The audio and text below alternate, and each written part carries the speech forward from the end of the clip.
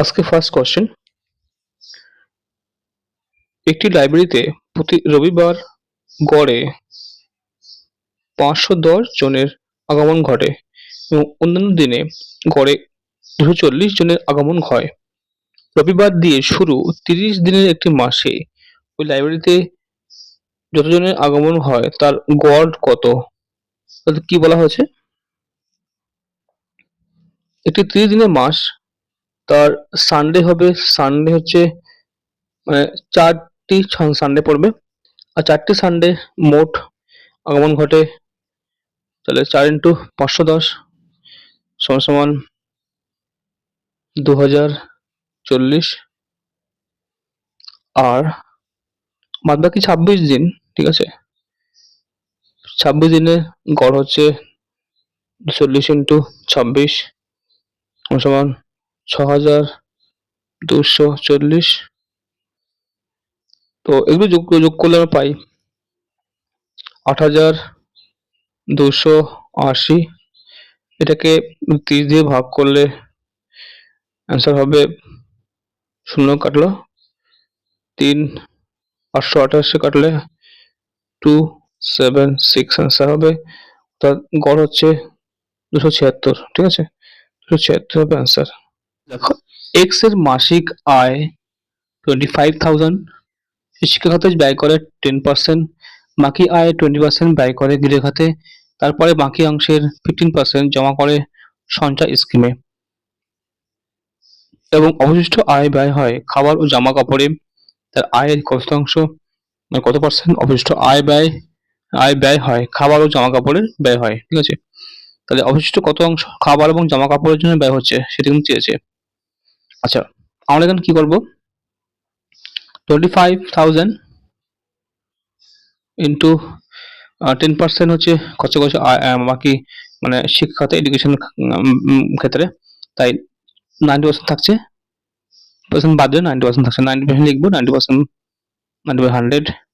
তারপরে 20% হচ্ছে ব্যয় গৃহ খাতে, তাহলে এর মানে 80% আছে, এখানে 80% লিখবো, তাহলে 80/100 ইন্টু, তারপরে 15% মানে 15% হচ্ছে সঞ্চয় স্কিমে, তাহলে এর 15% বাদ দিলে হয় মানে 85% বা 85%, তাহলে 85/100, ঠিক আছে।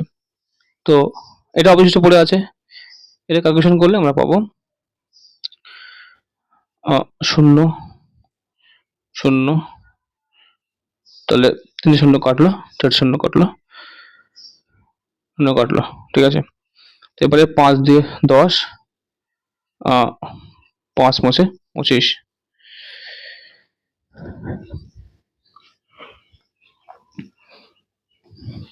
4 দিয়ে 8, তাহলে কত হচ্ছে 5 ইন্টু 9 ইন্টু 4 ইন্টু 85, 15300। এটা পড়ে আছে, তো এটি কত অংশ বলতে হবে, তাই এটিকে আমরা লিখি 5000। তো এটিকে পার্সেন্টেজ আনলে হয় 61.2%, ঠিক আছে। তো এই অংশটি কিন্তু অবশিষ্ট মানে খাবার ও জামা কাপড়ে ব্যয় হয়। অজয় বয়সে বিজয়ের থেকে অনেক ছোট, মানে হচ্ছে কি এই অজয় বিজয়ের থেকে অনেক ছোট, মানে বিজয়ের থেকে অনেক ছোট, ঠিক আছে, এবং তরুণের থেকে বয়সে বড়, এবং তরুণ মনে করুন এখন তরুণ আছে, অনেক বড়। বলছি যদি বিজয় এবং তরুণের বয়সের যোগফল 48 হয়, মানে তরুণ এবং বিজয় এদের বয়সের যোগফল 48, তো অজয়ের বয়স কত? তো এখানে সিম্পল দেখো, বলছে টি মানে তরুণ, অজয় এবং বিজয় এদের যোগফল 48। যদি আমরা এখানে বিজয়ের বয়স 28 ধরি, তাহলে অজয়ের বয়স কত হবে, 4 এখান থেকে মাইনাস করো, কত হবে 24, আর তরুণের বয়স যদি 20 হয়ে, তাহলে কি হবে, 20 28 এবং 20 48 মিলে আছে, অর্থাৎ বিজয়, অজয় এবং তরুণের মধ্যে ডিফারেন্স হচ্ছে 4 ইয়ার, অর্থাৎ 4 বছরের গ্যাপ কিন্তু ওদের বয়সের পার্থক্য। অর্থাৎ অরুণের বয়স হবে 24, এটি অপশন ছিল। ঠিক আছে, অরুণের বয়স 24, এটি অ্যান্সার। এটা একটা তুমি জিআই মনে করতে পারো। ঠিক আছে, একটি ট্রেন প্রথম 2 ঘন্টা 35 কিলোমিটার পার আওয়ার বেগে যাত্রা করে, পরে 3.5 ঘন্টা যাত্রা করে 60 কিলোমিটার পার আওয়ার বেগে, শেষে 2.5 ঘন্টা 70 কিলোমিটার পার আওয়ার বেগে যাত্রা করলে অর্থাৎ গড় গতিবেগ কত চেয়েছে? এটি খুবই ইজি। প্রথমে কি করতে হবে? প্রথমে 70 কিলোমিটার, মানে 2 ঘন্টা গেছে 35 কিলোমিটার পার আওয়ার বেগে, তাই 2 ঘন্টায় মোট যাত্রা করবে 70 কিলোমিটার। নেক্সট 35 ঘন্টা বা 3.5 ঘন্টা গিয়েছে 60 কিলোমিটার পার আওয়ারে, তাই মোট ডিস্টেন্স গিয়েছে 210 কিলোমিটার।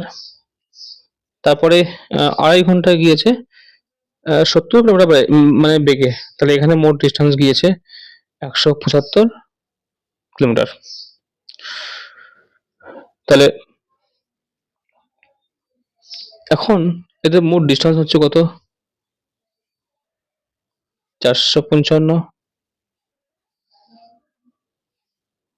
কিলোমিটার। আর টোটাল টাইম হচ্ছে কত? টোটাল টাইম হচ্ছে আমরা পাচ্ছি 2 ঘন্টা 3.5 ঘন্টা এবং 2.5 ঘন্টা, মোট হচ্ছে 8 ঘন্টা। এটিকে আমরা যদি গুণ মানে ভাগ করে দিই, আমরা পাবো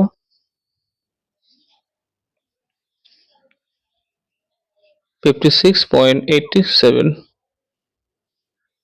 ঠিক আছে, গড় গতিবেগ হচ্ছে মোট যাত্রাপথের মোট গতিবেগ হচ্ছে 56.87 কিমি পার আওয়ার।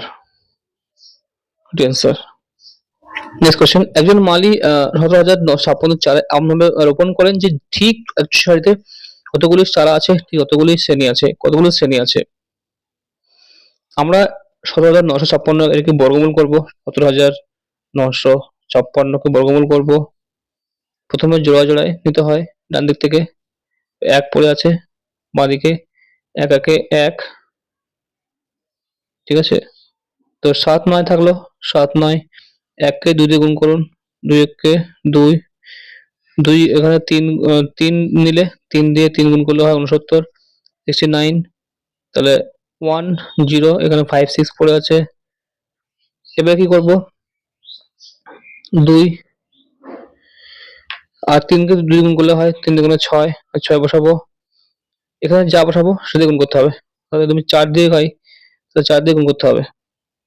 তো এটা মিলে যাচ্ছে। ঠিক আছে, এটি মিলে যাচ্ছে 4 দিয়ে। তো অ্যান্সার হবে কত? 1, তারপরে 3, তারপরে 4, 1 3 4, 134 হচ্ছে বর্গমূল, অর্থাৎ এটি হচ্ছে অ্যান্সার।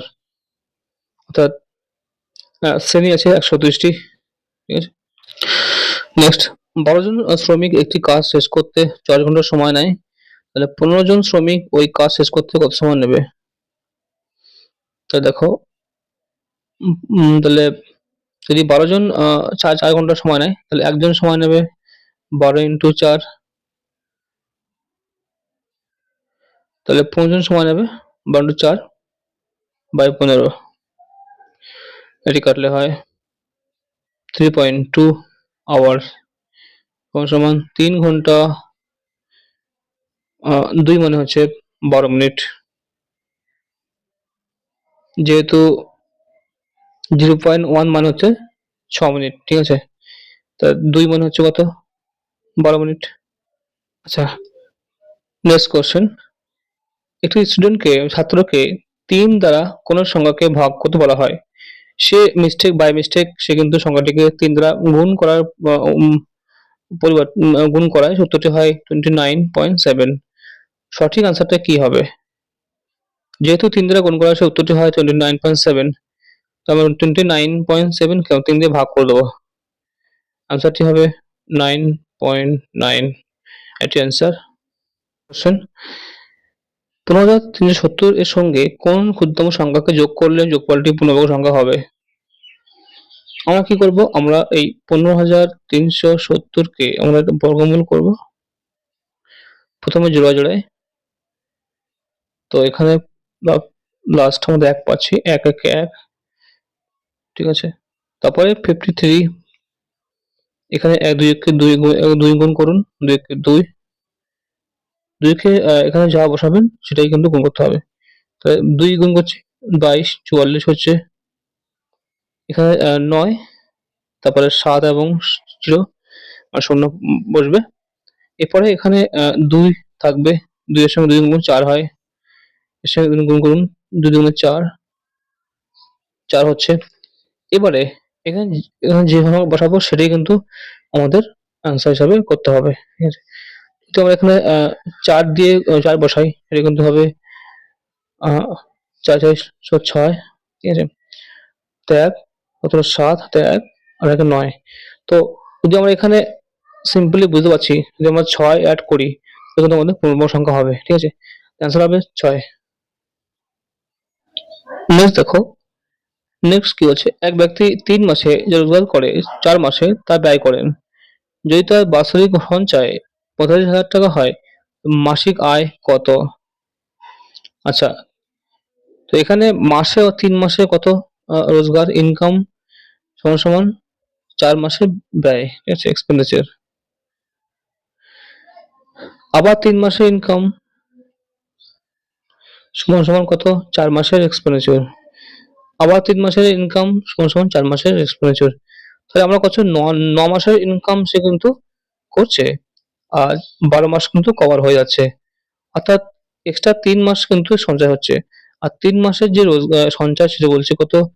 85,000 টাকা। তাহলে 1 মাসে কত? 15,000 টাকা।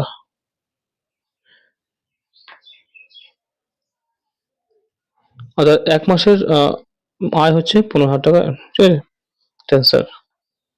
একজন ছাত্রের পরীক্ষার নম্বর 63 পরিবর্তে ভুল করে 83 যুক্ত করায় সমস্ত ছাত্রদের গড় নম্বর হাফ বৃদ্ধি পায়, হাফ। তাহলে ক্লাসে কতজন ছাত্র ছিল?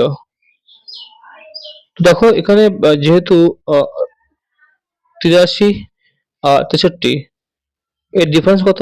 20। 20 নম্বর ভুল করায় তার কিন্তু বেড়েছে হাফ। অর্থাৎ টোটাল ছাত্র সংখ্যা কত? 20 কে আমরা যদি হাফকে ভাগ করলে কত হবে? 40 হবে অ্যান্সার। ঠিক আছে? মানে 20 বাই হাফ সমান সমান 40 হবে। ঠিক আছে? এটি অ্যান্সার। ফ্রেন্ডস, সম্পূর্ণ ফ্রিতে গাইড পেতে, ইনফরমেটিভ ভিডিও সবার আগে পেতে তো তোমার নতুন হলে চ্যানেলটি সাবস্ক্রাইব করে নোটিফিকেশন বেলটি অন করে রাখবে, তাদের প্রতিটি আপডেট তোমাদের মিস না হয় তোমাদের প্রিপারেশন টাইমে। তো তোমার ভালো থাকবে, দেখা হবে কোনো পরে ইনফরমেটিভ ভিডিওতে। ততক্ষণ থ্যাংকস ফর ওয়াচিং। থ্যাংকস।